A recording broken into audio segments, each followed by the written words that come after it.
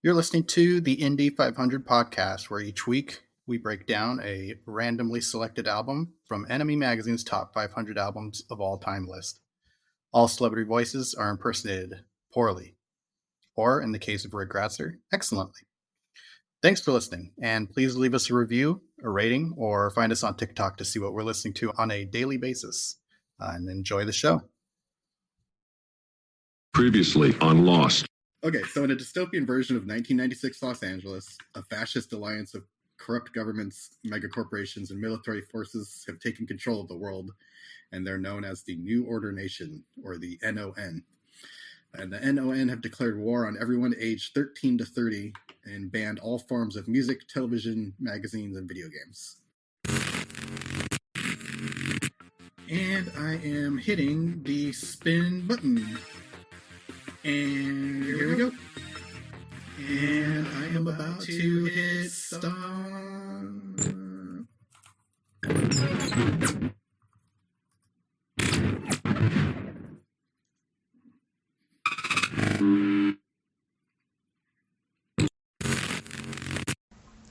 Rick, what do you think of John Mayer and his recent politically charged manifesto he just put out? Yeah, I follow him. He seems like a nice guy.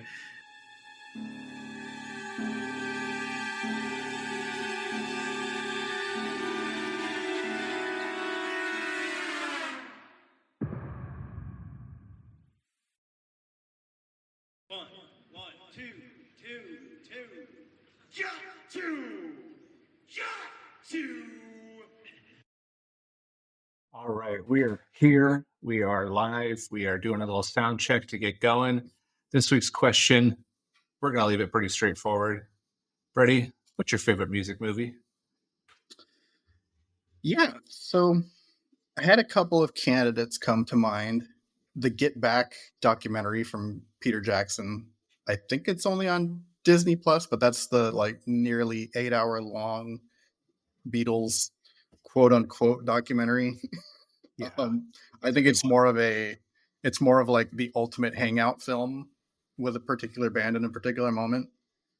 I didn't want to let the segment get away without mentioning Purple Rain, of course. Oh, yeah. All-time classic, a star turn for somebody who was maybe already a star, but then became a superstar thanks to that movie and that album. Legend at that point. Yeah, exactly. Yeah. And I also was saying, if we're counting musicals, I wanted to give a shout out to the South Park movie, or really all the Trey Parker and Matt Stone movies. Nightmare Before Christmas, which has super insanely good tunes, courtesy of Mr. Danny Elfman. Yeah. And then finally, Interstellar 55555. I think there's 5 5s in there, but that's the anime. Yeah, that's the anime movie that's basically set to Daft Punk's Discovery album, and that's really good. Yeah, find that if you can. Try and find the version that they did not upscale with AI that looks kind of dog crap. That's such a strange, yeah. Yeah, like I had been waiting to see that in theaters for literally like 25 years, and I didn't go because it looked so bad. Yeah, it's such a bummer. But anyway, memories of it. Yeah, that's how I felt. But the one that I did end up choosing, it might not be my favorite, but it is a favorite, and I think it's one that needs a little help from its friends. If I may preview a bit, it's actually the 2019 movie Yesterday by Danny Boyle. Do you remember this one? I do. Yeah. Okay. So for anybody who doesn't remember, that's the one where the main character gets into a bike/car accident, and when he wakes up, he's in like an alternate world where the Beatles had never existed. And the basic premise is that he tries to give himself a career in music by remembering and reviving their songs.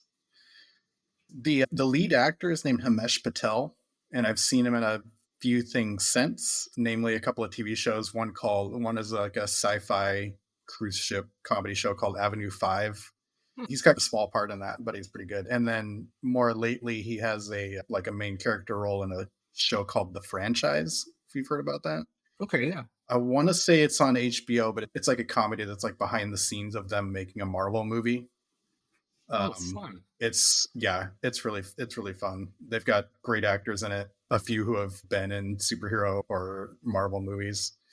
Daniel Bruhl plays their director. Nice. Very super funny, super good. And Richard E. Grant is like their like villain on the show. That's amazing. He's great too. So check that one out.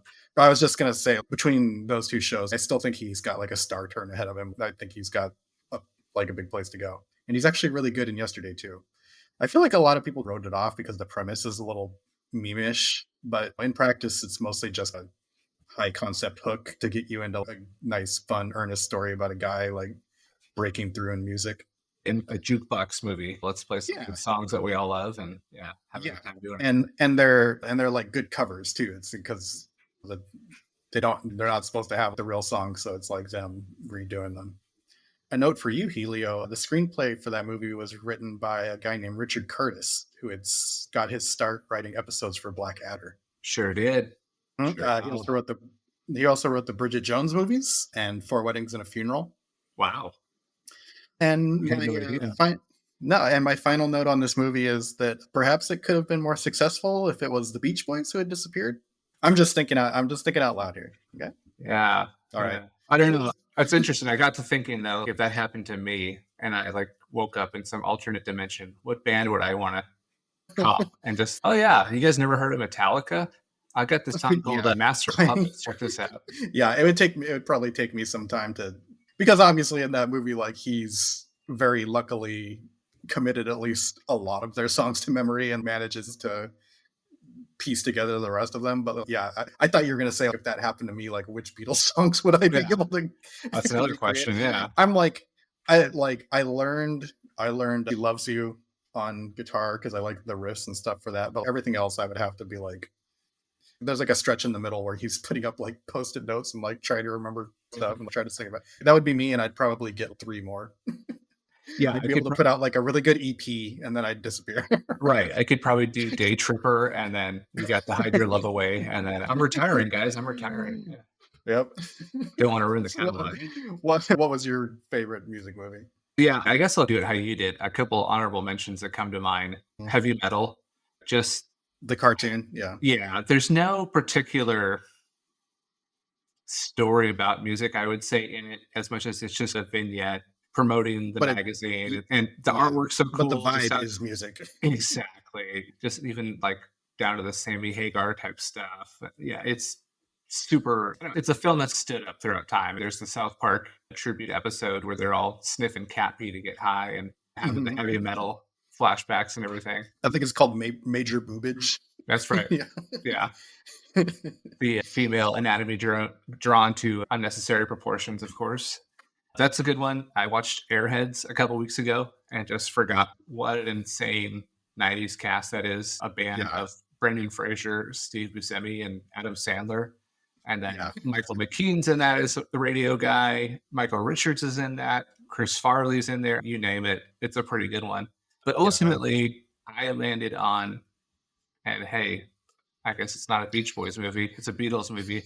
I went with Yellow Submarine because I think that one's just so quintessentially like 60s Beatles. You can put it on when you're wanting to have fun. You can put it on when you've had a shit day, when you just want to have something to sing along to. It's just silly. I want to read the plot summary. God forbid anybody here listening hasn't seen this yet, but I just kind of love the simplicity of this. 1 second. Pardon me, excuse me, coming through. The music-loving inhabitants of Pepperland are under siege by the Blue Meanies, a nasty group of music-hating creatures. The Lord Mayor of Pepperland, Dick Emery, dispatches sailor Old Fred, Lance Percival, to Liverpool, England, where he's to recruit the help of the Beatles. The sympathetic Beatles ride a yellow submarine to the occupied Pepperland, where the Blue Meanies have no chance against the Fab Four's groovy tunes. Yeah, that's about 4 minutes of the movie itself. And, the rest and you just psychedelic scenes and fun art. But yeah, and you did describe it well. It's like that's one that you could just throw on at any time. Totally. Yeah. Looking at the track lists too. Yeah, obviously the song "Yellow Submarine," Eleanor Rigby, "Day in the Life," "When I'm 64," "Nowhere Man," "Lucy in the Sky with Diamonds," Sgt. Pepper's Lonely Hearts Club Band, All You Need Is Love, Baby You're a Rich Man, all together now. These are classic songs. And yeah, just put to fun animation. So for me, that's my pick. Yeah. And you mentioned that Lance Percival is the sailor Old Fred. Mm-hmm. I was just looking up his name, and he actually in the Beatles, it was the Hanna-Barbera cartoon, but it went from 65 to 67. There was a Beatles cartoon, and he actually did the voice for Paul McCartney and Ringo Starr in that cartoon. Oh, cool.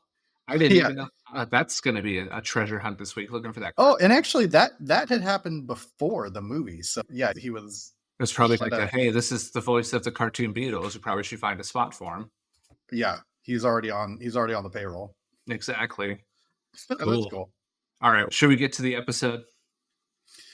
We absolutely should. All right, here we go with the theme. Good evening, ladies and gentlemen. My name is Bob Geldof.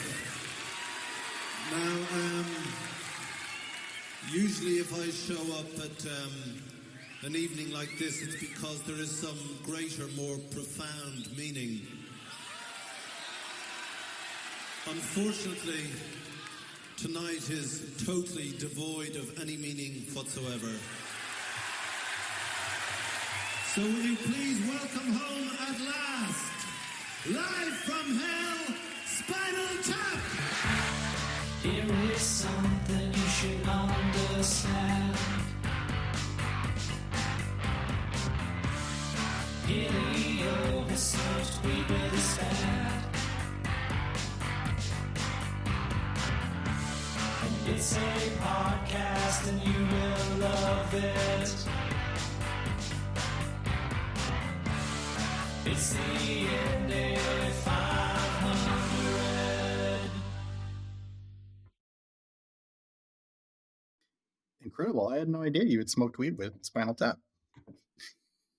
Yeah, I went backstage to fix the sandwiches at one of the concerts. So there's the catering flub up, and there I was. I had a joint in my hand, and Derek asked me, and I said, let's do it, man. Why not? So yes, yeah, we replayed the clip up at the top of the episode, but yeah, last week we had run into technical problems, and people told us a little too late that they didn't get to hear what band we were doing this week. And the album that we pulled from the Enemy Top 100, we actually landed really high this week. We landed on number 11, which is Spinal Tap's Smell the Glove, released March 2nd of 1984. So apologies for not getting that news to you earlier, but now... And I will say too, because obviously we do plenty of research for this show, be mindful out there. There's some fraudulent lists going around that have Nirvana's Nevermind as number 11. I'm understanding that those are just copycat websites doing like phishing scams. So you want to find the one with Spinal Tap at 11. Yeah, exactly. There's a lot of people are trying to get the web traffic instead of the official Enemy. But in order to verify that you have the official Enemy list, number 11 is Smell the Glove by Spinal Tap. Smell the Glove. Whoa, actually, this is the first for the show, and I'm sorry to interrupt, but for the first time on the podcast, we're actually getting breaking news. Let me see if I'm reading this right. So this is just now coming over the wire, but it looks like the local Las Vegas news teams, they're reporting on a developing situation at the Las Vegas Sphere, the new venue there, where the Dead and Company have actually been rounding out a mini residency. Am I reading this right? Are you seeing this, Helio? Yeah, I'm pulling it up here. Forgive me for reading copy, basically. Sources inside the Sphere are saying that following a particularly transcendent performance, the band, as well as the entire audience in attendance, have barricaded themselves inside the facility and have begun fermenting with their leader, Your Body is a Wonderland singer and blues guitar virtuoso John Mayer, is referring to as a new independent hippie revolution against the United States of America. Wow. Okay. It says efforts to gain access to the Sphere or prevent the outer LED screens from being used to project revolutionary propaganda and Cheech and Chong movies in full have so far been unsuccessful. Wow. That's insane. An officer on the scene has described the increasingly militant Deadheads as a surprisingly hardy fighting force. Quote, "These aren't the wide-eyed, skinny hippies our grandparents fought. These are hardened veterans of 50 years of anti-hippie sentiment and policy in America. and they have the kind of support and supplies you might expect for someone able to afford multiple nights worth of tickets to a Dead show in 2025 at the Sphere. Say no more. Yeah, I hadn't thought about that. Yeah, that's not a poor crowd there. I guess No. we'll try and keep you updated if we receive more info on that. That's pretty crazy. Yeah, but as the cliche goes, the show must go on. Yeah, I was going to say it might be a little hard to keep going. I'm thinking about that, but yeah, we do have a show to do. But I guess the listeners are here to hear us babble on about music, and they can get news from other sources. So we'll do what we can to provide anything exclusive. But so I guess the what next have you thing been we had, listening to this we had week, Mr. slated. Brady? Yeah, exactly. What? So I secondhand from an adventure, it sounded like you were going on, had been catching a lot of electronic dance music that I hadn't listened to in a long time.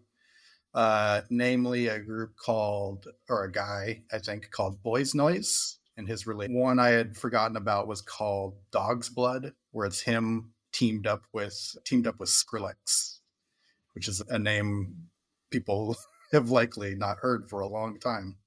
Yeah, very 2010s name there, huh? Yeah, but I would definitely recommend checking out, if you had any stomach at all for what they used to call dubstep, definitely check out that kind of duo of them called Dog's Blood. I think they only really did 3 or 4 like EPs, but there's enough songs out there where you listen to that. And I was trying to describe it to Helio, but it's basically like Skrillex's version of dubstep, but with this guy Boys Noise saying, what if instead of a whole bunch of annoying sounds, we used cool, like enjoyable kind of dance stuff? It's not totally gone, but there's definitely like somebody with a little more taste in there, like at it working, and it turns out really good. I'd enjoyed that a lot. Yeah, no, that was actually a really good one, and kind of the way you phrased it with that before I listened to it was like, okay, yeah, I get it. This is almost the epitome of what it can. I wanted to put the correct context. And then also today, I finished off listening to I think it was an album that came out Friday, but it's the new one from the band called Death Heaven. For anybody, and that album's called Lonely People with Power, which a good one for our times, because that seems to be the exact kind of people fucking everything up. But for those who don't know, they were the cutting edge of blending like black metal and post rock a little bit back in the day. They had a really highly touted breakout album called Sunbather, which is probably the place to start with them. But I would say it seems this follow-up it's very good, and it seems like it's coming at the right time with bands like Knocked Loose breaking into the mainstream a little bit. If you like that and you like it a little more artsy, like this is definitely something to go check out. That's a good way to put it. Yeah, that first album, what was that, 12 years ago now? 2013? Yeah, it's something like that. Yeah, it's really good and really put them on the scene. But from what I could gather, like it's not consistent, that kind of quality and that level of musicianship on the next couple albums. They kind of weave in and out. Yeah, at least from my understanding. Kind of differing opinions. Yeah. I really like this one too. I actually played it twice in a row Friday after putting it on. It's just, okay, yeah, this is pretty cool. I've never been like a huge black metal vocal fan, but the music on it and then just the way it's all put together is just such a cool package. And yeah, it's pretty, I don't want to say brilliant, but it's up there. It's damn good. It seems like it. Yeah, I'm going to definitely give it some more tries. But yeah, on that first roll, I was like, yeah, this is something else. Throwback to last week, this was another one that spooked me a little bit when I looked at the track list and I saw I saw a track that said featuring Paul Banks from the lead singer from Interpol. I was like, what the hell is going on here? But he's really just in there for like a spoken word thing. So yeah, I know. It's not for in singing. I was waiting to tell my wife, like, hey, Interpol does a cameo on this album. And it's kind of like, yeah, okay. Yeah, you've heard him talk before. But no, awesome album though. Yeah, and I did double check here. Sunbather did come out in June of 2013. So a bit over 10 years there. Yeah, no, I think that's definitely one I'd love to see in concert and just see how that all comes together live. And I can't imagine that being anything less than like a obliterating wall of sound. So I may have scooped you a little bit, but what else were you listening to this week? Yeah, no worries. I've been playing around a little bit more making music on the computer. So Correct. with that, like looking to you as my informed EDM friend in my life, and yeah, getting some recommendations on there and just discussing like what does IDM versus EDM mean to you and all these different ideas. I have the tools to make the music, but what is the sound I'm aiming for? So just trying to inform myself of what's out there, what's been done compared to what would I like to make, what's in my head. So yeah, Skrillex, Noise Boys, a lot of those guys, a lot of Prodigy came up, the Antwerp, a little bit of the crowd rock stuff. Yeah, that was really fun. Even just throwing some Daft Punk just to get the fun rhythm stuff going on too. And yeah, it's again, I think we say it every week, if not every other. It's quite an adventure to see where this pod takes us creatively, and just in terms of what we're listening to. And if you told me 3 months ago, what was it I said the other day? I'd be the one making electronic music, and you'd be the one doing all the guitar repairs and guitar work. Yeah, I was about to mention the same thing. When we were like exiting high school, and you had mentioned last episode, you were getting into Stevie Ray Vaughan. You were saying, I need to get a guitar. I need to learn blues licks and stuff. And then here we are 25 years. Oh, and you know, I through that whole time was like an electronic dance music guy. I wanted to play with Fruity Loops and all that stuff on the computer. And then like 25 years later, we've done a complete switch. Like I'm at home with a soldering iron trying to put a new pickup in a guitar, and you're trying to figure out how to control things via MIDI. Yeah, how to loop Rick and Morty samples over industrial beats, and yeah. I'm like, what happened there? But yeah, the stuff he sent over to me, I don't know if it'll ever be out there for public consumption, but I was like super impressed between the musical and recording know-how you already had, and a combination of that and the march of technology. I was blown away by what you were sending over. And yeah, I really appreciate that. That's super nice of you to say, but it's just like mind-blowing to me. I went to school for a little bit after high school to work on like audio engineering and recording, and everything was on the analog console still, and digital was like, hey, we got this new software, why don't you try rearranging these sounds to make it sound good? Okay, this is going to take 5 minutes to do every little task. But now it's just, there's so many options, and you know, the guitar itself, you plug it into one box and you have 800 amps and sound effects ready to go. Yeah, I had a very similar experience coming out of, you know, what I call it a trade school, but I had gone for video, and basically I was graduating like the same time that like YouTube was becoming a thing. So I had just gone to school and learned DV tapes and giant cameras that you put on your shoulder. And yeah, within 5 to 7 years, like all of that was something completely different. And now you're running around GoPro tricks and yeah, exactly. I was going to say now I'm running around with cameras on my phone, or just a GoPro that like put everything that I could have possibly had back then completely to shame. That's the march of time for you. Totally. It's one of those nuts and gums thing. Hey, the technology is getting crazier and crazier, but it's also getting us what we want and making some of those wild ideas a little easier. Yeah, pretty awesome. Yeah, no, and I guess it wasn't all electronic or black post metal. A lot of Prince, Sign of the Times. That's just one of my favorite albums of his, super diverse. Yeah, I reviewed that one too the last time you had mentioned it. It's a good one. And then lastly, Beck's Sea Change. I don't know why. I'm okay. There's nothing wrong. I'm not in the dumps or anything. Listen, you don't have to be depressed to listen to Sea Change, but it helps. But listening to Sea Change will make you depressed. Yeah. Oh yeah, it's gonna put you there a little bit. But no, it's a great album, and it's just a reminder, like going from, I forget the exact album before, but maybe it was Mutations. Just the diversity of him as an artist is insane. Go from these over the top goofy electro funk things to this really well composed ballad album, and so good. Yeah, that one's way up there for me. Yeah, like Yeah, like how do you have Midnight Vultures and Sea Change in your discography? Owls too. Odelay to Midnight Vultures to Sea Chain, and then everything. He's done so much cool stuff. No, that's amazing. That sounds like an all right week. I do have one update too that I have to share. So I found out that one of our featured artists is going to be playing at the casino by my house this July.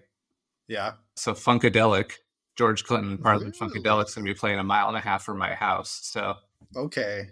if you're in town, July 24th, I believe. I'm sure I will be. I never. You might have to come on out for that one. Yeah. Okay. Awesome. Man, I wonder if we could leverage their closeness to maybe get an interview with somebody. Oof.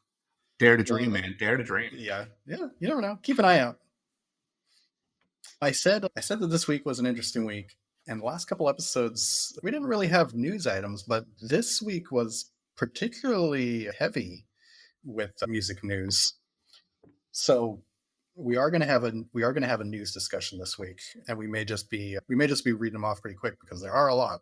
Yeah, it's been a busy one, and I guess that happens. You have a couple slow weeks, and you got to do speed news, and then you got nothing. But here we are again. Yeah, it's the return of speed news. I came prepared with a little bit of music too for you. There we go. Oh, is it like timed like we used to have? Not so much. All right. Just a good rhythm. Yeah. All right. Yeah. Okay. That's probably better because we can never stick to the time anyway. All right. News item number 1: Disco Resurrection Night. A mea culpa by the White Sox for their infamous disco demolition night proved just as disastrous as the explosion of a crate of hair metal and new wave albums again damaged the field, and the subsequent platformed and sequin-shoed riot resulted in 2 deaths. Ooh, that's terrifying. I have here, Ice-T was recently seen in Toronto dining with the band Godspeed to Black Emperor. We reached for comment about the possibility about a project together. Ice-T responded, "Projects? Shit. I told them to suck on my big Black Emperor dick and told them I'd shoot them in the ass if they don't change their name yesterday." However, as of recording, no response from Godspeed, you gentrifying cracker. It's gone to the end of 500 News Desk. Imagine Dragons, Limp Bizkit, Creed, and Nickelback have come together to pay remembrance to the day the music died on the 66 Years, 66 Tears tour. It's expected to be a 40-stop tour, and tickets go on sale this week. Each stop is going to have a limited amount of VIP tickets in which fans will be able to crash into a cornfield in a plane and be memorialized in a song by Don McLean. Ooh. Man, that might be worth it, actually. Yeah, I gotta see how much I got saved up here for that. Yeah. Japanese. Are they going to come with us? Oh, I think so. I think that's okay. Well, then we have to put honestly together. Yeah. We'll do a GoFundMe if we need to. Yeah. All right. Japanese noise artist Merzbone continues to dominate the Billboard Hot 100 with a staggering 95th week at number 1, showing America's hottest new trend of experimental harsh noise. Love shows no signs of slowing down. Oh, and actually, can we pause the music for a second? Yeah. I'm actually getting a call here. We've managed to contact a reporter who is on the scene at the Las Vegas Sphere. I think we have the technology to be able to get him in here. Is that correct? That is correct. Let me pass him through here real quick. Okay, yeah. If we can get him on, I'd love to hear more about what's going on there. Thank you, Helio and Freddy. This is Richard Quinn reporting live on location outside of the Las Vegas Sphere. In 1994, the rock band Aerosmith, appearing in the popular video arcade game Revolution X, declared, "Music is the weapon." I'm afraid that now, 30 years later, that dark prophecy is coming true. There is little American beauty to see here. I have personally witnessed multiple skirmishes and even a few kerfuffles happening in and around the Sphere. Local authorities appear to be retreating, unable to breach the walls of the music venue itself. This may, if things continue to deteriorate, escalate to a rumpus, a hoopla, or even, God forbid, a hurly-burly. John Mayer has dubbed himself the Mayor of Las Vegas, a play on words that would be mildly amusing, if not for the fascistic overtones of declaring oneself the new mayor of a major American city. He is demanding that the United States recognize the Sphere as an independent hippie nation.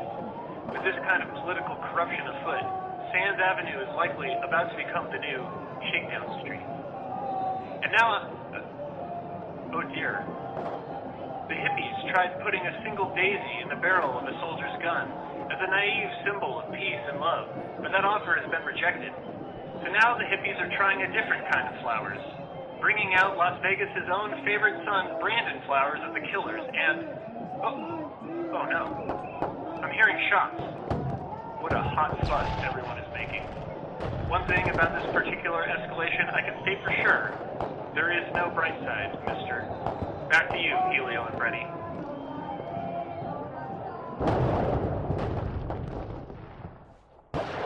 Jesus, whoa. I hope he's staying safe out there. That sounded like it was starting to go down over there. Yeah, that's escalated rather quickly. What was it, 20 minutes ago we broke in on that? At that time. Probably the fastest the Dead have worked on a song or anything, so. No, that's 1/8 of a Dead song there. Yeah. But yeah, we'll keep you updated, and we'll try and get a connection back with Rick as well, and see if he can update us there. And again, it's a little bit hard to go on with the show, but I think we have to. Yeah, stay safe out there, Rick. We're pulling for you and appreciate you checking in. Yeah, back to the speed news, I guess. All right, why not? There we go. The Mars Volta have their very first #1 single by teaming with the pop icon Sabrina Carpenter in a follow-up to her smash hit Espresso with the proto-prog pop polyrhythmic punk opus Mexican Hot Chocolate. That sounds delicious, actually. Yeah, that does sound good. Sad thing is out of the Pacific Northwest this week, as one local icon damaged another. After losing a bet to Jeff Ament, Eddie Vedder tried to eat an entire bag of dicks. Burgers. And suffered severe damage to his vocal cords. Witnesses say that he tried to shove the entire bag of dicks, burgers, into his mouth at once while still hot.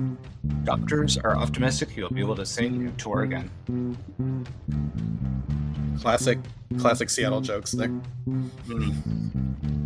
The Trump administration is in hot water once again over their handling of classified materials, as it was just recently discovered that the Secretary of Defense Pete Hegseth had accidentally invited Chappelle Rowan into the White House's private Discord server that top cabinet officials were using to discuss how much cooler Lana Del Rey is than Chappelle Rowan. Reached for comment, the Senate and House leaders Chuck Schumer and Hakeem Jeffries issued the following joint statement. That's bullshit. Lana's not even cooler than Charlie XCX. Tell us, what song does Lana Del Rey have that's better than Red Wine Supernova, let alone Pink Pony Club? It's a great question. That I can't tell you. That was the return of Speed News. Felt good to be back. Yeah, definitely a worthy, busy week, and we got some news with our news. Yeah, like I said, the last couple of weeks were a little light, and then I guess the world was saving up to hit us with all those. Yeah, we were just waiting on the world to change.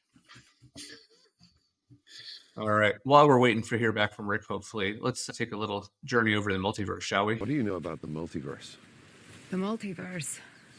Fizz had his theories. It was real and dangerous. Well, he was right about both. This has been a dangerous segment before. Sometimes we get derailed and talk about an album we may have rather been talking about, and sometimes it's something spooky. Yeah, exactly. Or sometimes we turn into paint. Yep. Who knows what happens? It's hard to eat in that one, I believe that was the call. That's what they say. Yeah, so if you've never heard this segment before, basically we're looking into alternate universes where if this podcast was not about the enemy top 500 albums of all time, what it may have been if we were doing a different kind of 500 of all time. And looks like these all go to 11. Yep, as mentioned, today's album is number 11 on the list. Smell the glove. So, number 11 on the Rolling Stone Top 500 Albums list is Revolver by the Beatles. Yeah, I can see that. That's a good one. I don't think there's much argument to be had on that one.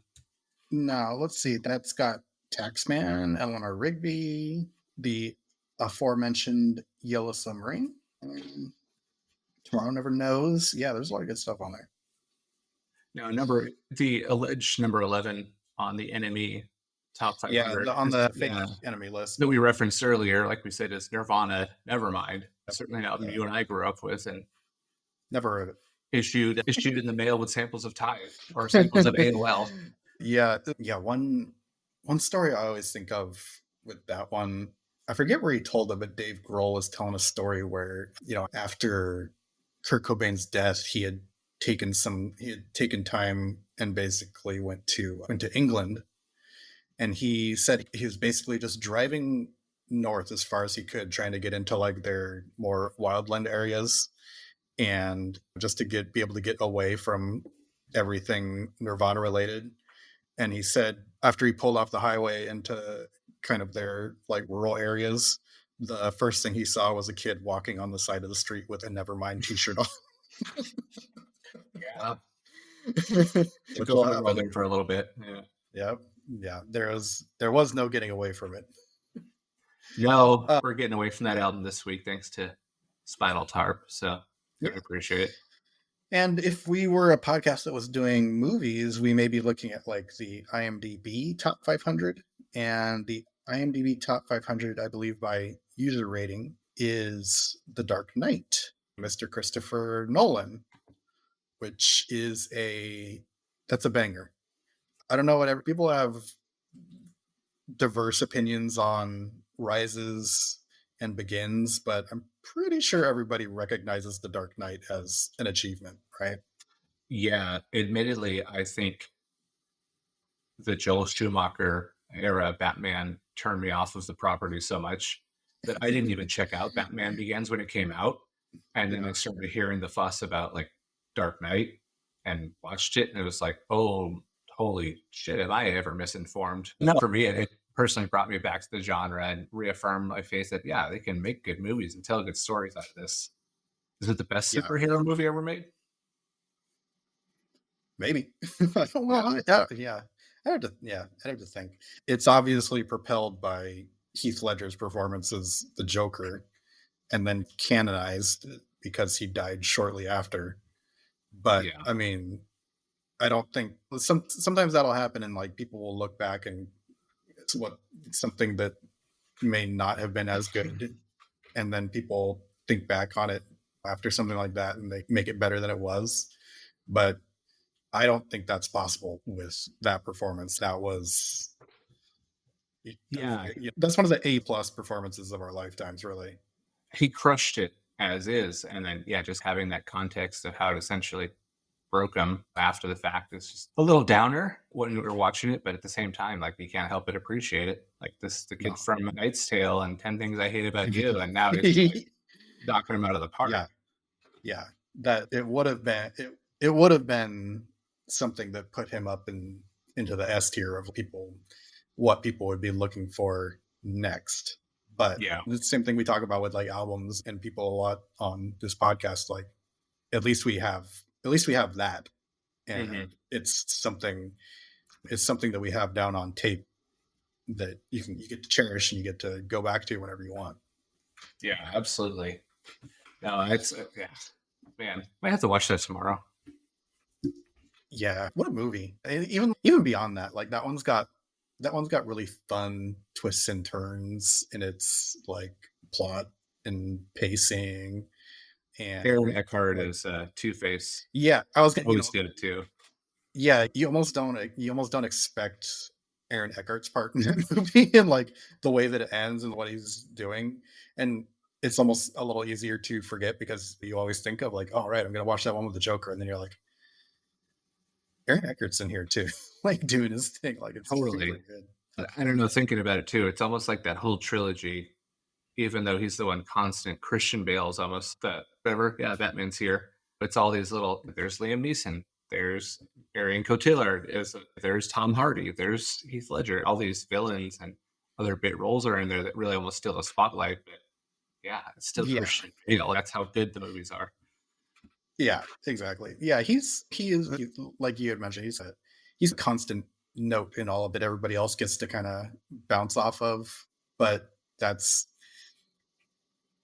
sometimes he bopes and growls. Batman, exactly. Yeah. What more do you got? Where are the drugs? A question we're all asking. I think. Are you getting the? Nope. Are you getting the blinking light here? I think we're getting another call from our Rick. Can we check in with him? Yeah, let me see if I can do this right again. Hold All right. Yeah, patch him through. Okay. No, not that one. Okay, I think this one. Oh, No, there we go. whoa! Are you there? What is going on? Hey, stop pushing me around. I'm a journalist. Ow, ow. I'm an American journalist. Ow, ow, God. Wait, why are you kicking me even harder now? Oh, wait. I'm a New York Times opinion columnist. Oh, okay. No, thank you. I can dust myself off. Thank you. No, I'm good. I appreciate the hospitality. No, I'm sorry. I already have an iPhone, but that's very generous of you. Sorry, Helio and Brady, we're being asked to relocate once again as the American military establishes siege lines around the sphere where, again, for anyone just tuning in, newly self-installed Las Vegas Mayor John Mayer, the Grateful Dead, and a legion of deadheads have declared independence from the United States and barricaded themselves inside. My sources indicate that they have enough cartons of Cherry Garcia ice cream to feed themselves for the next several months. Reports are also coming in that the interior of the dome smells like jazz cigarettes, and that several of these boys of summer are concerned about their Cadillacs left outside in the parking lot. Other sources I've spoken to have indicated... What is that? Helio, Brady, I'm hearing some sort of commotion down by the river. What is that? It sounds like music, and I can feel the ground shaking. Government soldiers are turning away from the sphere. Something is drawing their attention. Oh my God! Helio, Brady, I can't believe what I'm seeing. Neil Young and his Crazy Horse Cavalry have arrived out of the blue and into the black in a shocking surprise attack. All hell has broken loose. It's complete chaos. A man is going to need a maid to clean all this up. We have to hold the line. We have to... You lose him? Right out there. Uh-oh. I hope he's Getting okay. down there. I know you say everything that happens in Vegas stays in Vegas. I hope this ends in Vegas too. Yeah. Neil Young's Crazy Horse Cavalry does not mess around. If they're out there in forces with John Mayer, things could get pretty hairy down in Vegas. Then. Yeah, just look at Farm Aid. Oof, that was a debacle in itself. Well, again, I guess it gets harder and harder, but we are professionals. We will continue the show for you, the listener. Yeah, this one's for you, Rick. Hang in there. Mm. So yeah, let's take a little trip back to March 2nd, 1984, the release date for Spinal Tap's seminal album, Smell the Glove. We did talk a bit about 1984 last week. Is that correct with David Bowie? Or was that 1983? I always forget. I think it was 83. You were getting the same kind of vibes Exactly. going into this year. Totally. So things are getting a little more Reagan-y. Yeah. The 80s are plodding on. Yeah, exactly. The number one song on the Billboard Hot 100, a little song called Jump by Van Halen. The big one there. Yep, I can see why that one would be number one. Yep. The number one song in the UK, 99 Red Balloons by Nina. And again, could see why. The number one movie, Footloose. Yep. Nobody puts baby in the corner. No. Not even Eddie Van Halen and Jump. Yeah, but without further ado, I think we should. That people still reference Footloose so much in this day and age. Like it really hasn't have died. Some staying power, doesn't it? Yeah, it's partly the Patrick Swayze factor, but like a town that tries to ban dancing. The Patrick Swayze thing is a fair point. I don't know how many times I watch Roadhouse every year, so that's fair. So let's get into it. The album this week is by the seminal UK rock band Spinal Tap. And I guess in the podcast we mentioned a lot about the list missing UK metal, and I guess we had just fucked up and not noticed that one of the most important metal bands of all time is actually just outside of the top 10 on the list. Yeah, I might have been looking at the messed up version of the list. I think so. Clearly an oversight somehow on our part, but also testament to... We may need to apologize to to our enemy contributors that we interviewed and Yeah. grilling them about that. When all along it was there the whole time. In all fairness, Spinal Tap was a fairly diverse band. Just did That- start off that a little they're bit not more exact. pop, psychedelic, and blues, and Mhm. evolved from there. So tell me a bit about where they come from. Absolutely. So the origins start in 1955. David St. Hubbins and Nigel Tufnell had met in grade school. Already had a little bit of that friendship, brotherhood, musical chemistry going on. Both really enjoyed blues and R&B artists. And yeah, they spent time writing songs together. There's one in the 1982 documentary that they reference called All the Way Home that they had been writing back in the 50s. And Right, they do an acapella yeah. version of that. They kind of Totally. sing it at the table, right? Yeah. Exactly, where he's got the gum on his finger and everything. And that wasn't something, even in that documentary, they hadn't put an actual official recording on that until the 1992 album, Break Like the Wind. So really, this is a song 35 years in the works before they finally got it down, but it speaks to their lifelong bond. And hey, they're thinking of these songs they wrote together when they were kids. Yeah, I wrote down that it reminded me of the Radiohead track True Love Waits and how that had swam around as an unrecorded song they played live sometimes, and eventually it did show up on a live album, but then it wasn't ever actually put down officially until, what's that one called? Is it the Moon Pool? Oh geez. I'm blanking on my latter day Radiohead albums. Yeah, I know. Moon Shaped Pool, There you go. I Okay. think is what it's on. Okay, yeah, they got it on there eventually, but nothing wrong with having a few songs just floating around in the canon that maybe don't have a home. Yeah. Yep. Just looked it up. That True Love Waits did finally arrive as track 11 on Moon Shaped Pool. Nice. Yeah, both of the guys had stayed friends throughout school, but as folks do, you and I are a testament. We take separate paths musically sometimes. David was playing in a skiffle group. So for those of you that don't know or aren't old enough to remember, skiffle was an American folk style with the at-home instruments, the washtub bass, and making whatever you could find. Blowing into a jug type thing. Exactly, just sound instruments almost. And then Nigel was playing in a Perry Como cover band called The Lovely Lads. Very sweet sounding.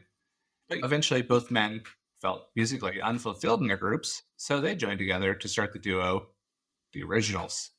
But as they alluded into in their documentary, there's already a band in the area under that name, so they shifted to the name New Originals.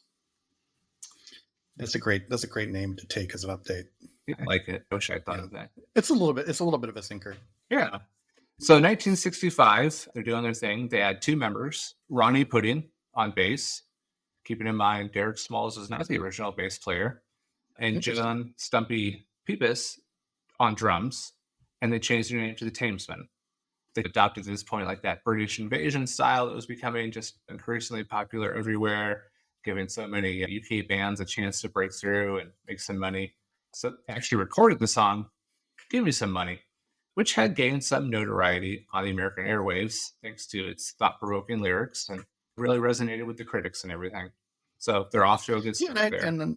And I think in the documentary they do play some of the footage of them performing that on TV. They do, yeah. The black and white. I don't know what exactly it was on, but it definitely had like that Ed Sullivan Show feel to it. Yeah. So, they're getting exposure. They're getting out there and starting to see the world a little bit, the world and elsewhere, as they say. But after they had that first run of success, now this is unfortunately a theme that comes up a lot for them that they have to overcome is tragedy, and really struck the band for the first time as Joe Stumpy Pepys dies in a bizarre gardening accident. Yeah, and the mystery's still unsolved by the police. For those of you interested out there is an excellent true crime podcast that really dives into the mystery of it all.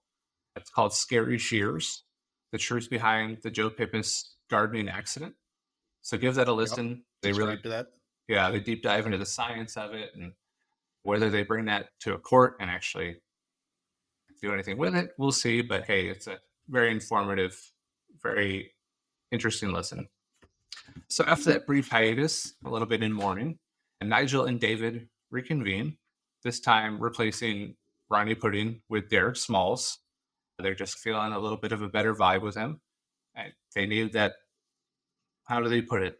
lukewarm water between fire and ice, and that was Derek. At this point, they do change the name Spinal Tap. The group takes on more of a psychedelic sound and a little bit more of the influence of the era. And that drum roll, they were able to find somebody right away, Eric Stumpy Joe Childs. He came in and he sat on the throne for that psychedelic era. And they put out a song, you probably saw in the documentary as well, Listen to the Flower People. Yeah, and that was their first big hit, actually hit number one, whereas Give Me Some Money was just on the charts and in present. But yeah, did you have any thoughts on Stumpy Joe? I wrote down that the Stumpy Joe drummer era, that lineup actually wrote a string of albums that seemed to be mostly lost to time. They had some titles including Brain Hammer, Blood to Let, Nerve Damage, Intravenous DeMilo, and a concept album called The Sun Never Sweats. And interestingly, I heard about. Have you heard about that one? I haven't. It was actually a concept album written about like the British Empire's expansion and colonial rule over the world. Quite a history lesson for an album, but yeah, it's harder to track down than That even explains the psychedelic name, albums I were. see. Yeah. Yeah, I was going to say, these are ones that you can't find on streaming. Really, the only thing I was able to find was there's a portion of the documentary where the Intravenous DeMilo cover is shown. And the cover image is pretty wonderfully literal to the title. It's the Venus DeMilo with an IV. She's got the bag hooked in. Yep, exactly. Yeah, the band, there's a lot of artistry that goes on with the visuals, and that's just one example. Yeah, no, for first the time, they definitely had some very clever covers and some very interesting, cheeky looks on things. And we'll talk more about the cover issues, of course, as we go on. But yeah, we're winding down to the 60s here. We got this radio hit. I think, like a lot of people, a lot of groups, the psychedelic 60s have their consequences as well. One afternoon at a high tea party at Grace Slick's house, Eric Stumpy Joe Childs was found deceased in one of the guest rooms, having choked on vomit. At the time, police had ruled it asphyxiation from his own vomit, but several witnesses claimed that the magic tea Grace Slick had provided had made many members of the tea party quite ill, further speculating that it was not his vomit that he choked on. So after a few petitions to the courts and to the local jurisdictions to reopen the case, a judge ruled against it, basically saying you can't dust for vomit. But there is another set a big precedent for a lot of cases going forward. Oh, absolutely. This is not a one-off incident to happen here. But there is another really cool podcast about this out there, about the incident, just the whole, is this a rule we need to overturn? But that's called Dustbusters, busting the cover up behind vomit dusting. So check that one out. I think they have about 300 episodes in at this point, so definitely comprehensive. That's a lot of episodes. Yeah, I didn't think there was that much to talk about. I'm on 294 and I've learned a bit. Yeah. No, yeah, I hear their Patreon is very strong too. Oh, it's sick. Yeah. Yeah. So at that point, the band replaces Stumpy Joe Childs with a drummer named Peter James Bond. Yeah, and something you'll notice a lot with this band is when they are in between recording eras, they're very prolific in the different kind of activities and hobbies and different professions they get themselves into. The band's official historical record notes of this era, the group retreated to Nigel's castle in Liechtenstein to ponder their future and pursue solo projects. Only one of these saw the light of day, Nigel Tufnell's Clam Caravan, which I've seen some sources note may have been a printer's error and was actually meant to be called Calm Caravan. Oh, yeah, that makes I believe one of those. I believe one of those tracks was re-recorded for "Break Like the Wind." If you want to hear, yeah, that Clam Caravan was. I don't know if it was a joke for them at that point or if they just went with it, but they sang it as Clam Caravan at that point. So I guess they have a sense of humor after all. Yeah. Once you've got it written down, sometimes you just got to stick with that stuff. See where it goes. There was a Derek Smalls solo album recorded called It's a Smalls World, which only exists as an 8-track super demo. And during that time, the drummer Peter James Bond split and toured with a band called Buddha Head until Again, sadly, at an Isle of Lucy Jazz Festival appearance of that band, James Bond mysteriously exploded on stage, which, I mean, is just another of the band's long history of dead drummers. You sadly. can't write this stuff. It's just unreal what's happening to them. It's incredible.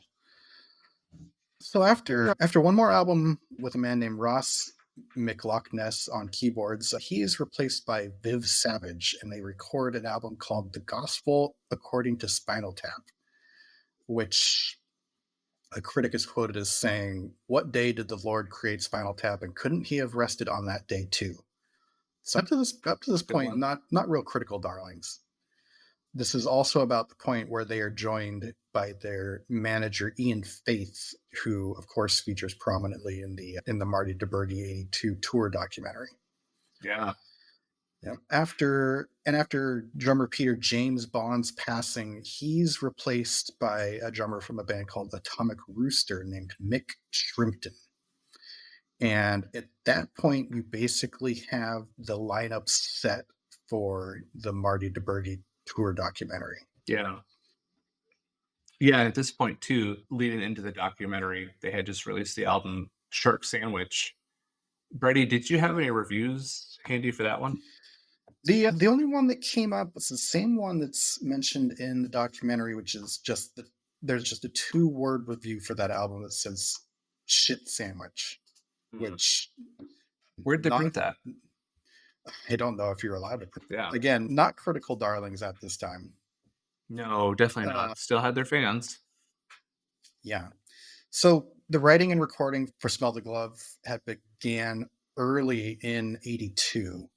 And then it was about that point that Marty DiBergi and his crew had started following the band and what would become the documentary This Is Spinal Tap.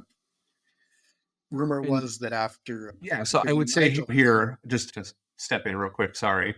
I think we don't want to rehash the documentary too much on this. No, it's widely available. It's actually being re-released in theaters. That's right. Possibly this year. So if you do want to see it, you've got ample opportunity. Definitely check it out. It's a pretty raw and honest look at the band at the time. Yeah, and the band itself has their sentiments about it as maybe not being the best portrayal of them, but it's an honest look, and that's an endearing quality, I would say. Yeah. Rumor had it that after the documentary, Nigel had left, and both Stevie Ray Vaughan and Eddie Van Halen were auditioning for his job in Spinal Tap, but they were both turned down for having too many names. Yeah, the drummers usually have enough names. They don't need a guitarist for the two. Yeah. And if I've got it right, this is actually referring to a second documentary, the one that's attached to Break Like the Wind. Is that right? No. So on the timeline here, they have that going on with looking to replace Nigel, and they're still doing a few gigs here and there. And they have the infamous Freeform Jazz Odyssey experience after the documentary itself. Nigel is alluding to the fact that the band had found success on the Japanese charts, and they'd like to do a tour of Japan. So they do get back together for one last run. Really, the chemistry and personality clashes just haven't gone away. It was a good chance for them to make a little bit of money on the road, but at the same time, like, the issues are still there. Nothing was resolved. So that was good for a while. Yeah, I had noted that the rest of the '80s for them becomes a little bit of a lost decade. They all have a few poorly received solo albums, and all of the members once again retreat into their private lives. Nigel spends his free time becoming an inventor. He invents the capo for the amp, and you can actually see this invention featured in a feature called "The Return of Spinal Tap." Yeah, they had actually done in 1992 a couple of concerts, and they were lucky enough to get a little bit of interviews along with the music. And yeah, no, the capo is pretty cool. You have one you put on your guitar normally to adjust the key, but why couldn't you just slide it up and down the amp to change it? Yeah. Actually, a pretty useful mention that you do see bands still using today. David St. Husbands had retired with his partner Janine to Pomona and started working for the Parks Department teaching youth soccer.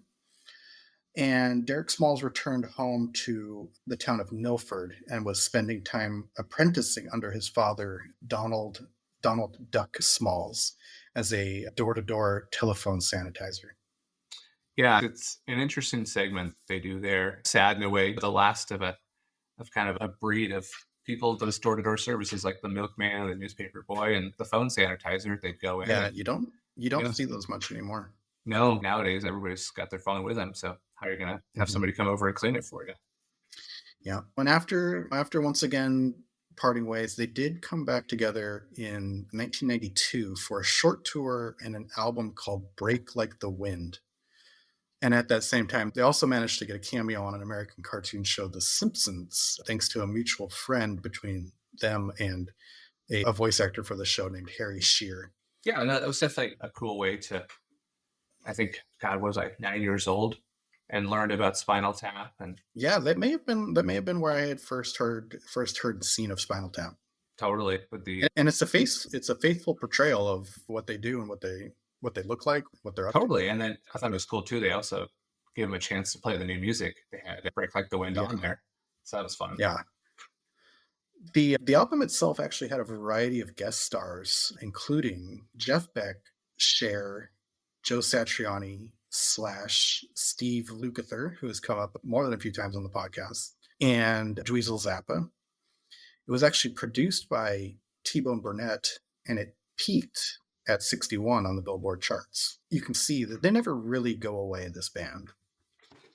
No, they take their breaks and kind of wander in and out for the next couple decades, but at the same time, when they put out some tunes, it's received well. Yeah, and they're a little bit of a band's band, as you can tell from the guest stars mentioned there. Oh, yeah, exactly. Even if there's the wide success that they want, like people who know music know Spinal Tap. There's actually, in this month's Guitar World, there was an interview with Joe Satriani talking about when he got to play with Nigel Tufnell and just how intimidating and inspiring that moment was. So if you get a chance to check that out, I may have to send it your way, but it's a good read for sure. I just can't shake it. Can we possibly try and check in with Rick one more time? I just want to make sure he's safe. Yeah, I'm with you. It's okay. Check the connection. See if we can get him one more time. Helio, Freddy, is there anybody in there? We said we weren't going to abandon the sphere, but I'm afraid it's time for us to eat crow. We are leaving Las Vegas. I repeat, we are leaving Las Vegas. Mayor John Mayer is tired of waiting for the world to change. He's leading the Dead and Company, along with Neil Young's Crazy Horse Cavalry, through the siege, and they've begun marching towards Washington, D.C. What a long, strange trip this has been. In town after town, local populaces meet the Dead's Revolutionary Army in the street, cheering them on and greeting them as liberators. Luckily, I have been accepted by the Freedom Fighters as an embedded reporter, thanks to the fact that I'm wearing my Radiohead 1999 tour sweater, and I will continue to bring you updates as they come. But for now, this is Richard Quinn, signing off. Long live the revolution, long live John Mayer, and death to the enemies of the Dead and Company, and fathers, be good to your daughters.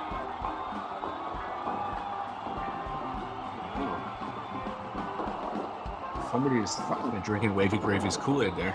No, we've been recording for about a little over an hour, and that's all it took for Rick to turn on his own country, apparently. Yeah, that are very convincing, I suppose, but I didn't think they were that convincing. Yeah. Like they said, that must have been a hell of a show. Drop us a line from the road, Rick, if you're going to follow them around. And goodness knows they don't ever stop touring, so keep in touch. That was a surprise, but once again, back to the show, I guess. Yeah. After that last 1992 showing from the band, after then the band members had stayed relatively quiet and private since that Break Like the Wind era. 2009 did see them do a few shows as an unplugged outlet. And I did get to see that. Oh, nice.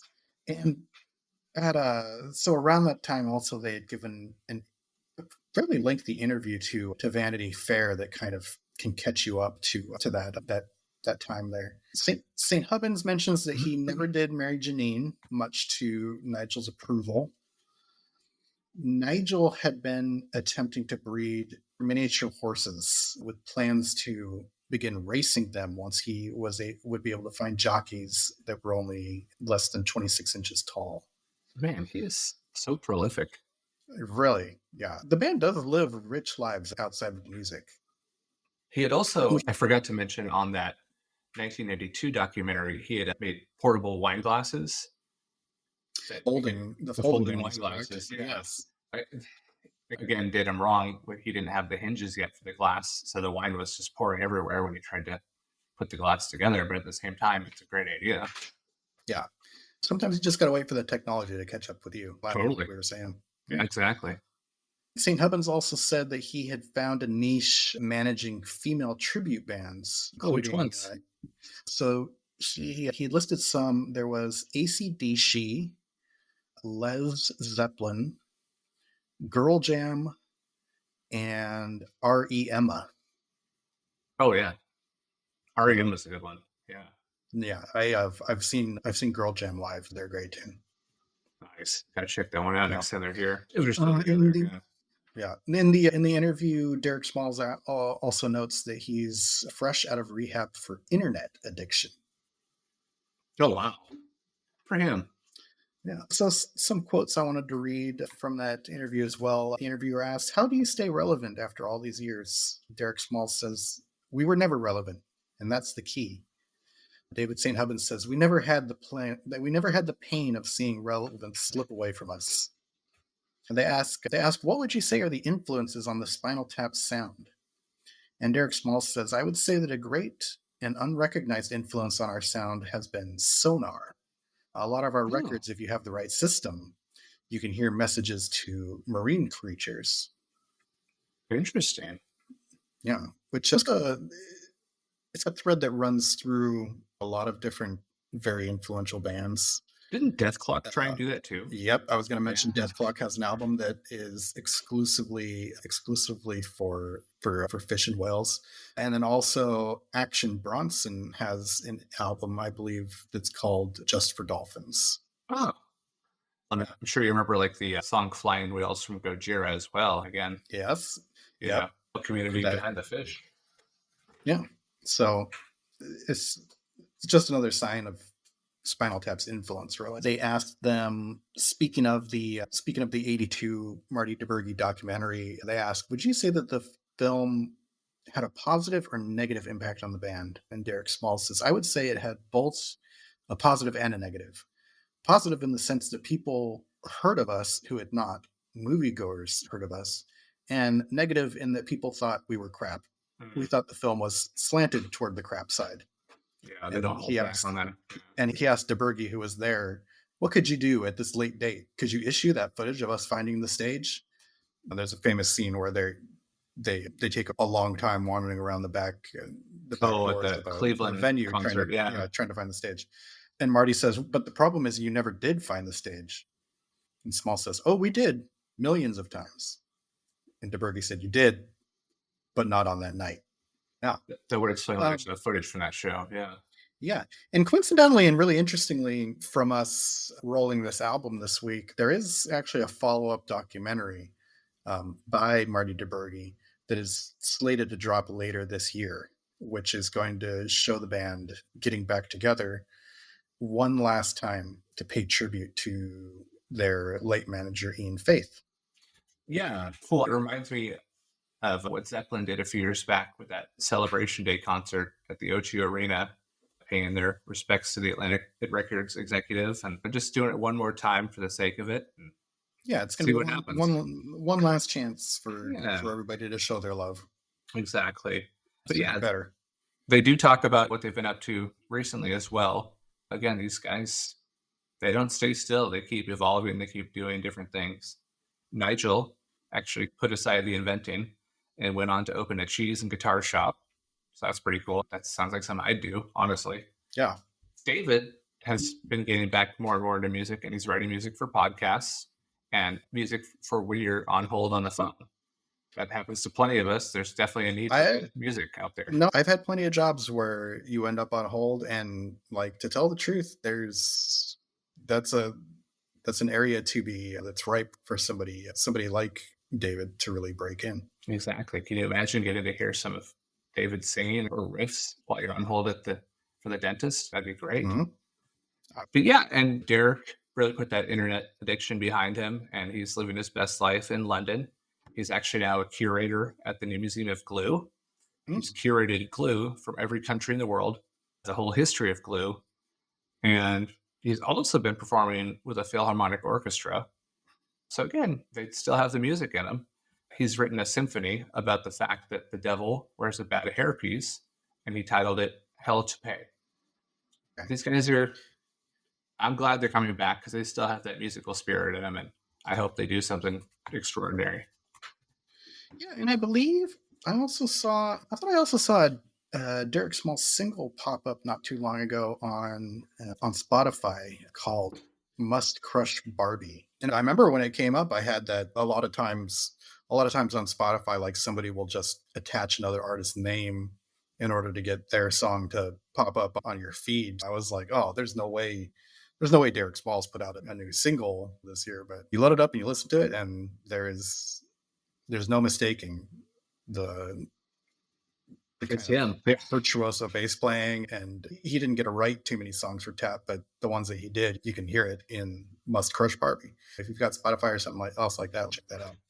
And actually, while you're thinking of too, there is a solo album he put out a couple of years back that was really good as well, and almost had as many cool cameos as Break Like the Wind did. Hold on, I'm pulling it up right now. Interesting. Yeah, Small's Change. He is the one member. Oh, okay. Yeah, he is the one member Meditation who on Aging. was able to hit during the streaming age. I think we also forgot to mention that there was another single that the band had put out that was part of an internet program they had started in 2000 called Tapster, which was meant to be a competitor to Napster. How'd that do? Not great. Yeah. So I'm looking here at the cameos on the Small's Change album. Steve Vai, Satriani again, Peter Frampton, Dweezil, Steve Lukather, Jeff Baxter, Richard Thompson. Yeah, it's again a pretty solid lineup. Just really testament to how well respected he is. And a real band's band. The people who are in the know what's up. Totally. So let's get a little bit into the album itself. The album Smell the Glove, which is the one that's most prominently featured in the documentary. Yeah, and number 11 on the list. That's not to jump too far ahead, but I think that's properly ranked for how influential and how good it really is. Oh, yeah. We know that they have a little bit of a heavy metal bias, so it could arguably go a little higher, but I think 11's. And we've also already had two contributors to the list say that the number one on there right now, the Smiths, likely wouldn't have their spot if you redid the list today. That's true. Yeah. I think that could technically mean that Spinal Tap may be in the top 10 of the best albums of all time. They're certainly not as offensive as Morrissey. No, not at all. So the first track on the album, Hellhole.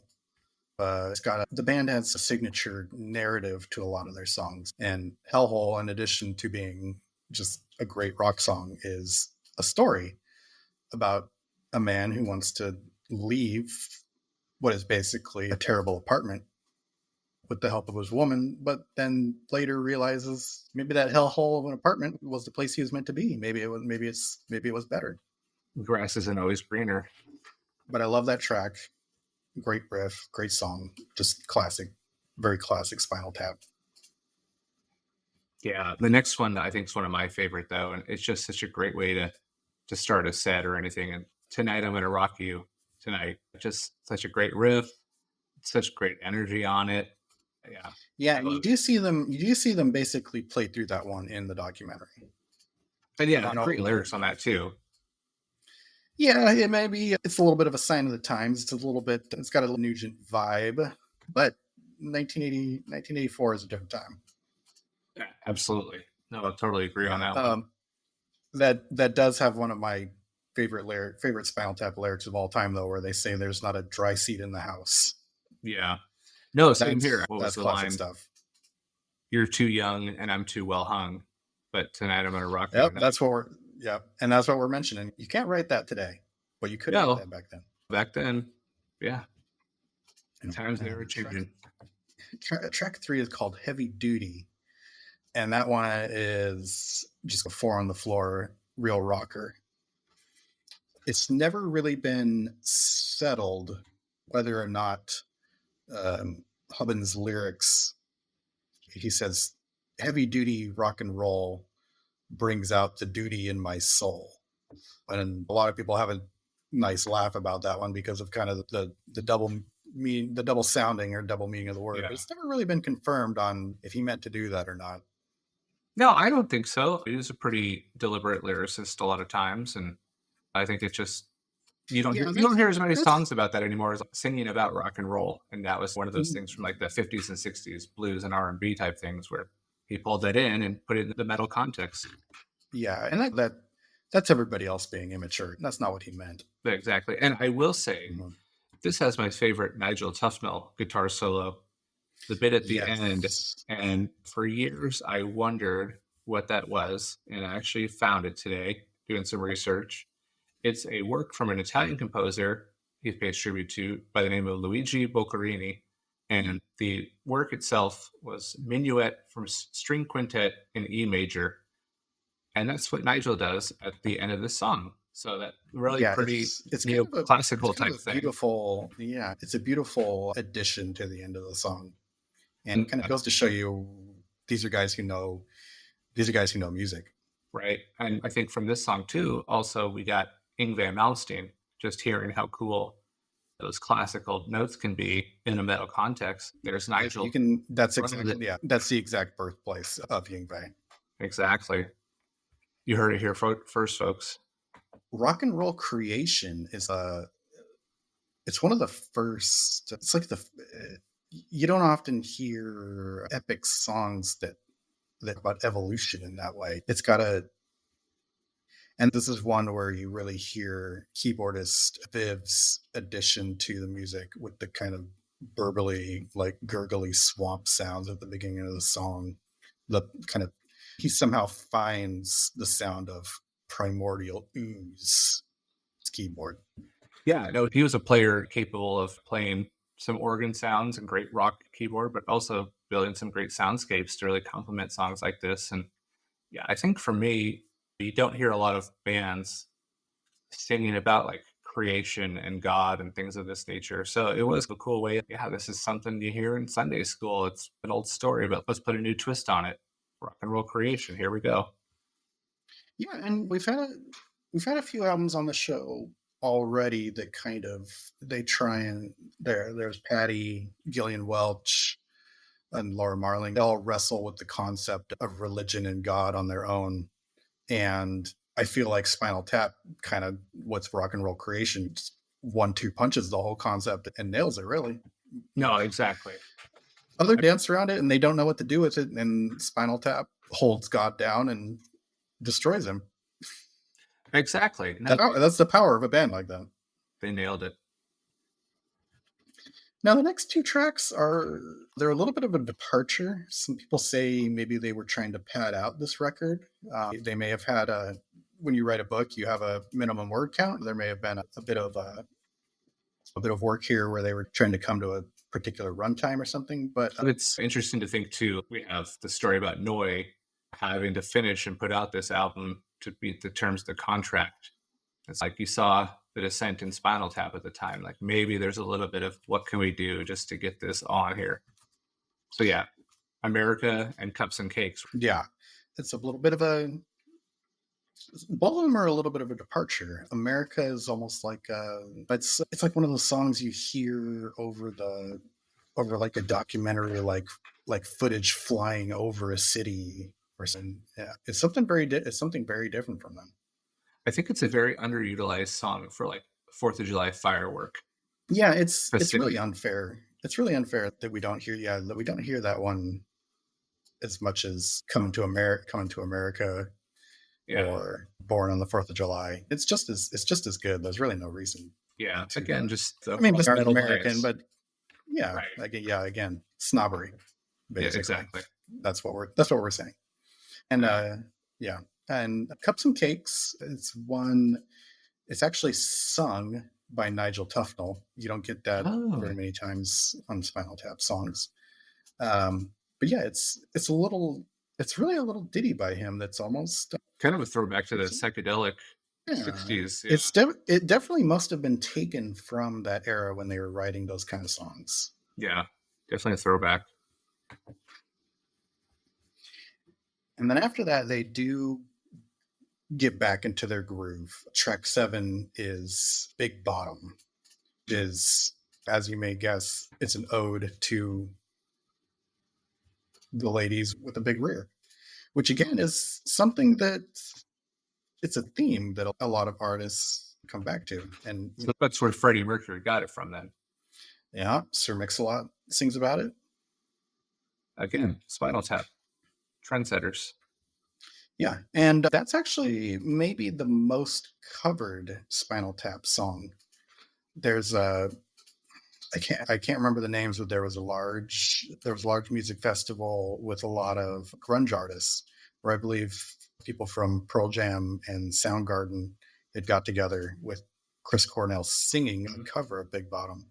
Yeah. I believe Metallica's done it as well. And most of the time, people do like to stay faithful to the arrangement of the song, which is actually played with every member of the band besides the drummer playing bass guitars. Yeah, which is something there's only one of that. There's songs like that out there. They're geniuses. Who else would have thought of something like that? And yeah, what a surprise that Metallica's copying something from Spinal Tap. Not like they stole an album cover. Yeah, they've got a little bit of a history of that. Yeah. Track 8 is another very straight up rocker. It's very traditional. It's called Sex Farm. And I believe we have a quote here from Derek Smalls, if I can pull this up. Yes, Derek Smalls, in the documentary, he says they've taken a sophisticated view of the idea of sex and music, to which Marty DeBerge asks him, and you put it on a farm, which that's what the song is. They're taking a view of love and sex through a different prism than anybody's really looked at it before. No, exactly. A bold choice for them, honestly. They're city kids from England. What would they know about that? But they're really just putting themselves in a different perspective to write this song. And I think there's really some beautiful poetry within it. There is, and you can tell from the lyrics they're taken from. It's a little bit of a stereotypical view of farming and rural life, but it doesn't stop them from really finding the message that they're going for. Exactly. And then track 9, one of their more known songs, unfortunately, it's related to an incident that comes up in the Marty DeBerge documentary. It's a track called Stonehenge. Mm. And again, we don't want to rehash the documentary too much because you can go and see it. Basically, the band gets embarrassed at what is supposed to be like the big breakout performance of this song by basically a model of Stonehenge that was inadvertently misordered, I believe. Yeah, a little bit of miscommunication about the. Yeah, somebody had mistaken the signs on Nigel's draw up the Stonehenge monument, and what's delivered to them is very tiny. It's maybe about a foot or two high.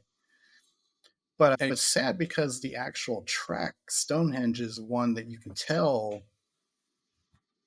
this is the heart of the album, really. Like they really put their effort into that one. No, I'd say it's the best of the best on this one. Yeah.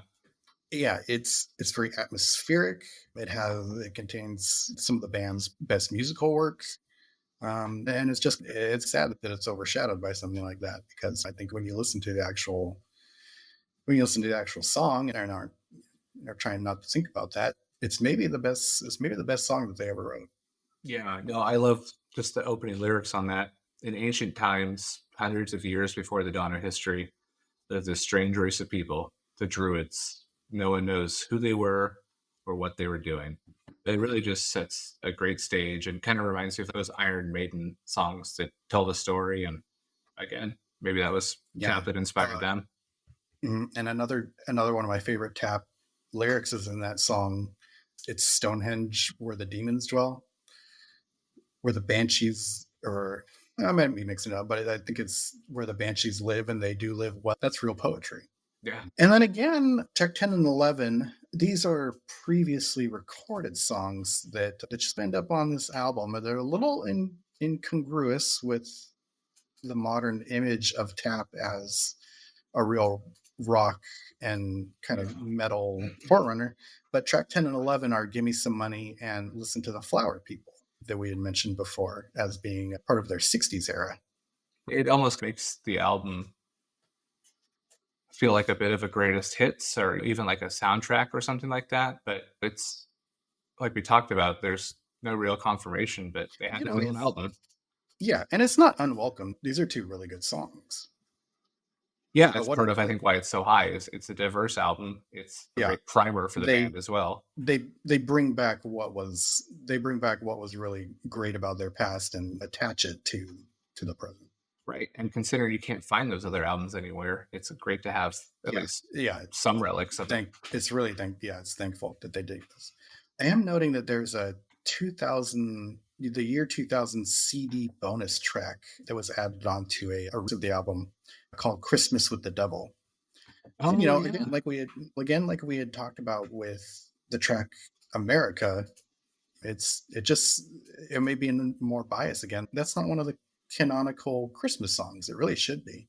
No, I heard it on random the other day, and man, yeah, it's a really good song, and I was happy to listen to it in the latter end of March. It's almost a Nightmare Before Christmas gambit there. Yeah, you can enjoy that track.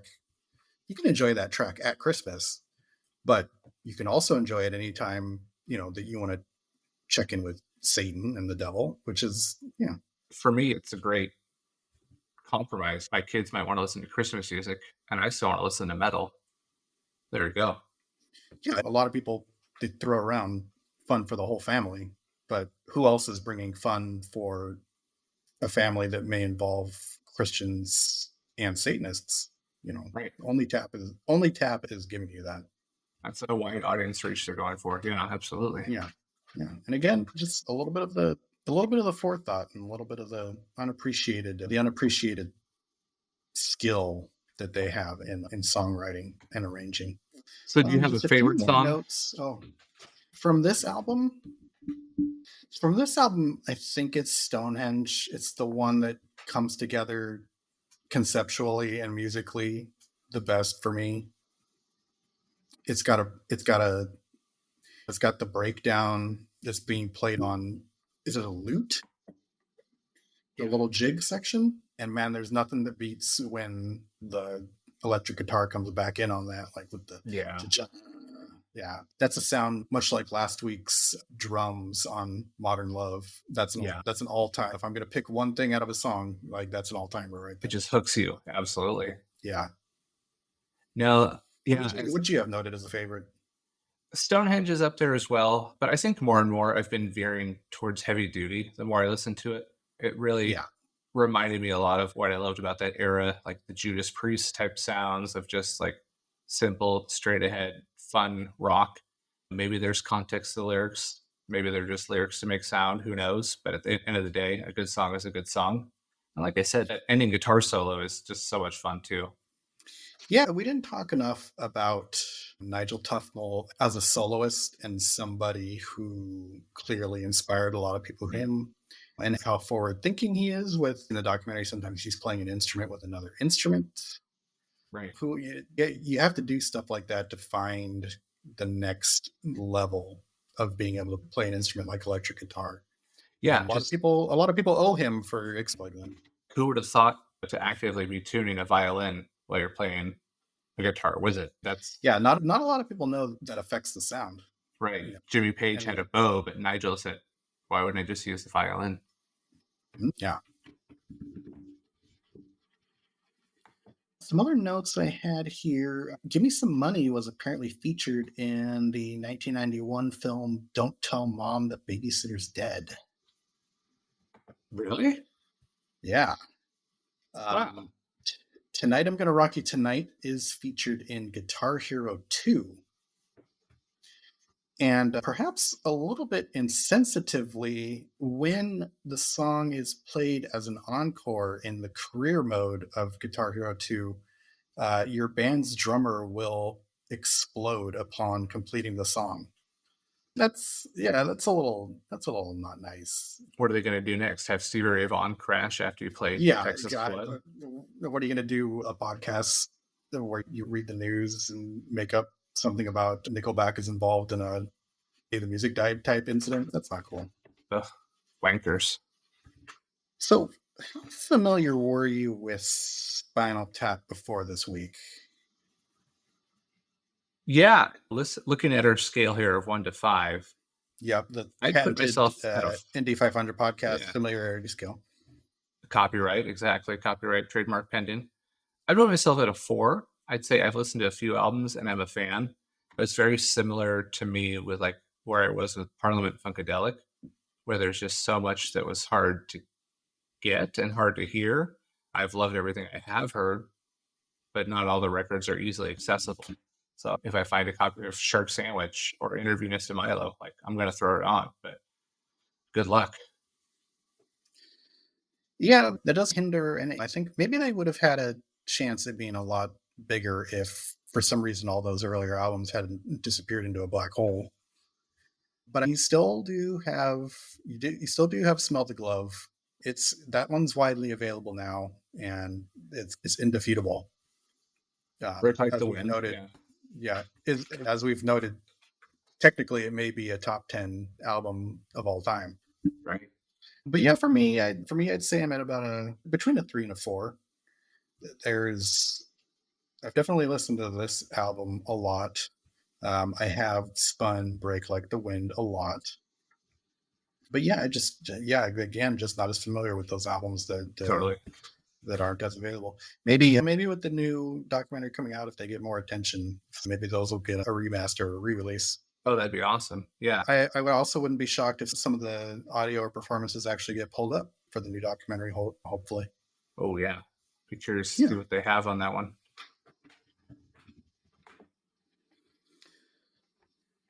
I think we've reached the point one more time. Would you like to meet me in the bathroom today? You saw that 64-ounce soda Spider-Man cup I just polished off there. I would love to meet you in the bathroom. I think we may both need to meet in the bathroom. Yeah, exactly. For listeners who aren't aware just yet, and shame on you because we're in episode 9 or 10 now, not including pit stops. Yeah. But for listeners who for some reason aren't aware, our host here, Helio Novell, in another life, is a top pro chef. And that's not a bit, as much as we love to do bits on this show and this episode. That's for real. He's got the chops. And one of the things we like to do on the podcast is ask him to... Oh, I get it. Chops. Oh, there you go. One of the things we ask him to do is pair a dish with the album that we had this week. Helio, if you would, tell us what's a good thing to have when listening to Smell the Glove.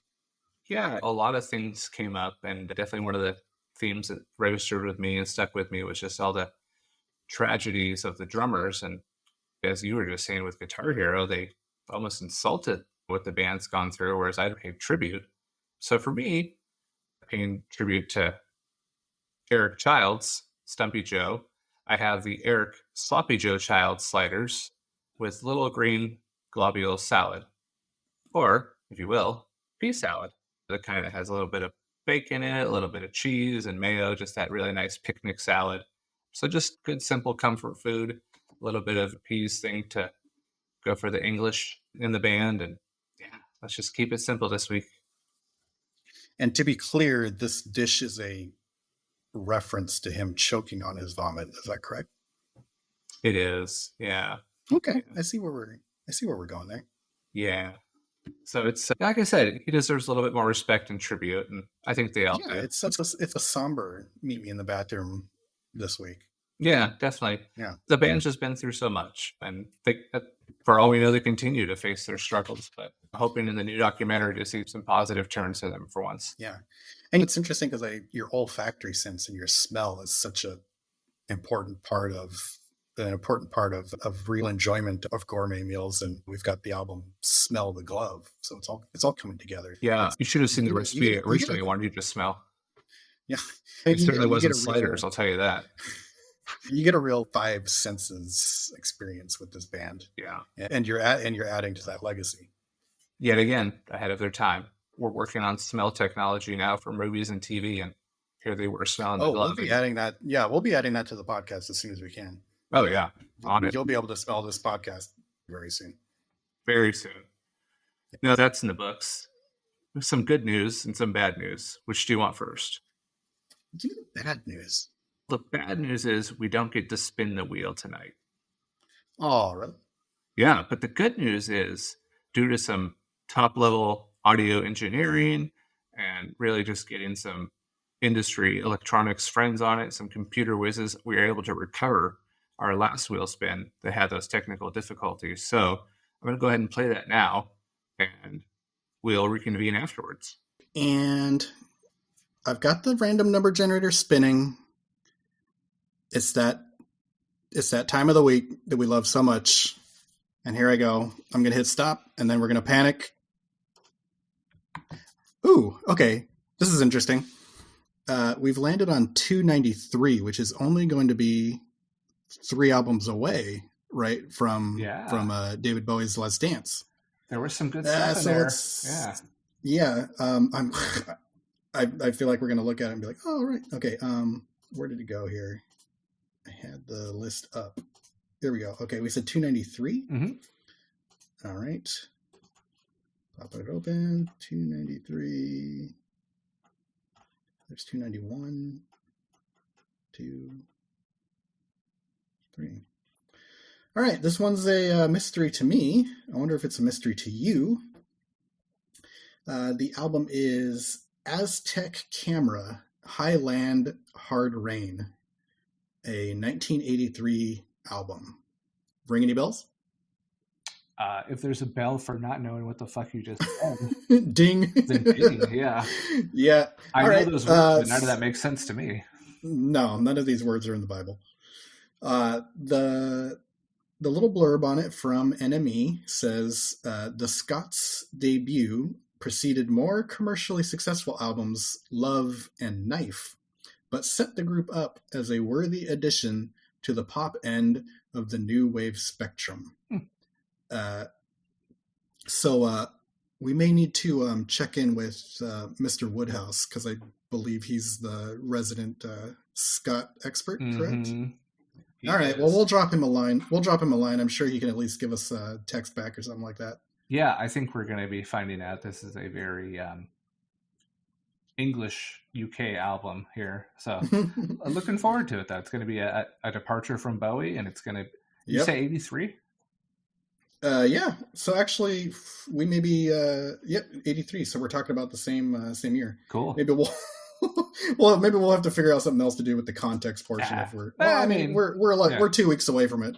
If it's literally the same, doing a bit of time traveling. Yeah. If it's the same day as Bowie was released, then maybe we'll tack on something else to make it fun. But I think we'll find plenty to go on. Yeah. So some of the surrounding albums we did mention on the Let's Dance week, but we have the Can album Ij Bemyasi. As noted, number 296 is David Bowie's Let's Dance. I think we mentioned 295, Snoop Dogg's Doggy Style. And continuing on, The Byrds' Younger Than Yesterday is at 291. Anything else? Stevie Wonder's Music of My Mind is at 288. I think we mentioned Slayer, Rain and Blood is pretty close at 287. Yeah. Let me see if I recognize anything else here. Roxy Music, who got talked up a little bit in the David Bowie episode, are at 283 with their self-titled. And now I'm getting pretty far away from the album. So I don't know if I want to mention any of these, other than Aphex Twin's Drux is at 280. And I'm very excited to someday hit up some Aphex Twin and or Intelligent Dance music. But it'll happen. I do have to know, for the... Yeah, since you have the document open, is the Gospel According to Spinal Tap on there?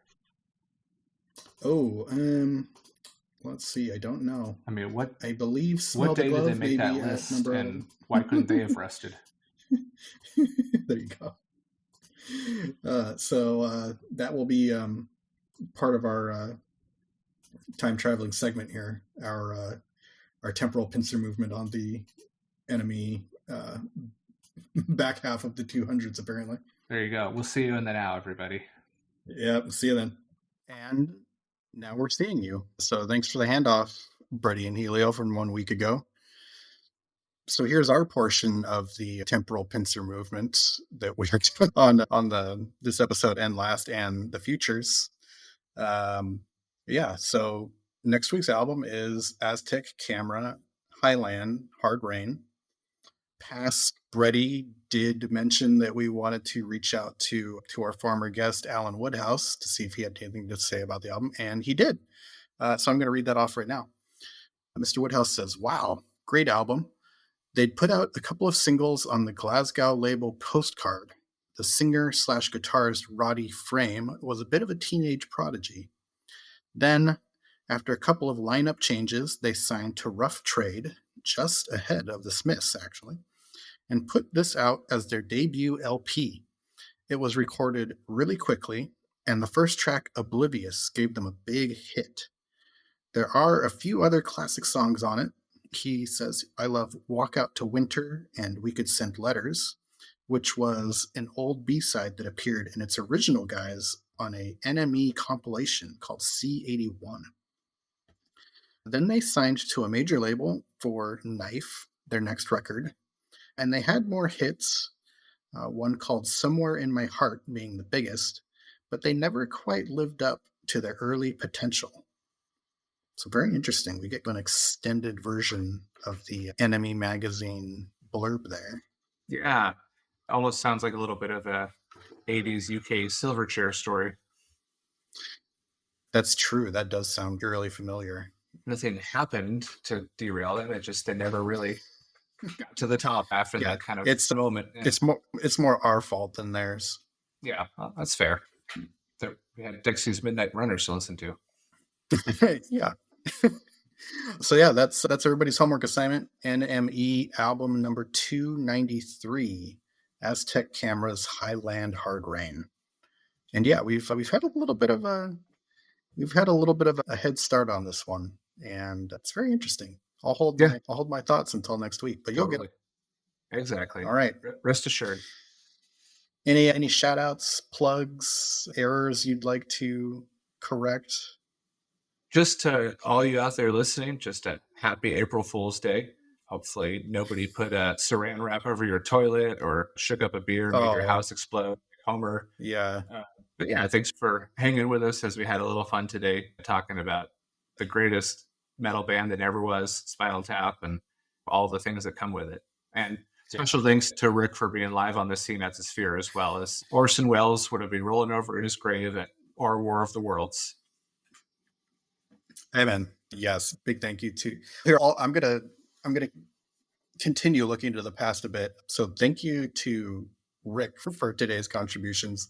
Thank you to our interviewees for Krautrock Week. I really should have opened Spotify and gotten their names.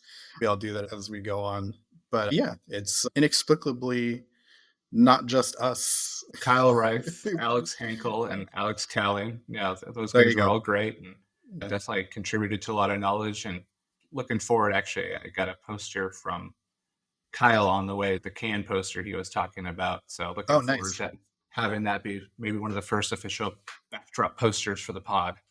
Yeah, just it's inexplicable to me. I had never conceived of it when we were first group chatting about what this could possibly be, but at no point had I imagined that we'd have more people than just me and you contributing and talking and being part of all this. So just thank you to them.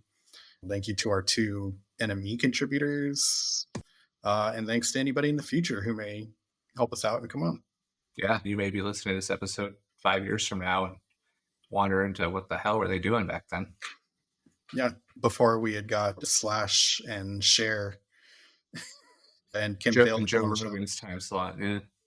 Yep. Oh yeah, we're gonna take him out someday. Yeah. There you go. All right. Well, that's all you got. Let's head out with the theme. That's me. See you guys. And some of this list is kind of absurd. And Patty Smith, she used the N-word. And it's a podcast and you will love it. It's the ending.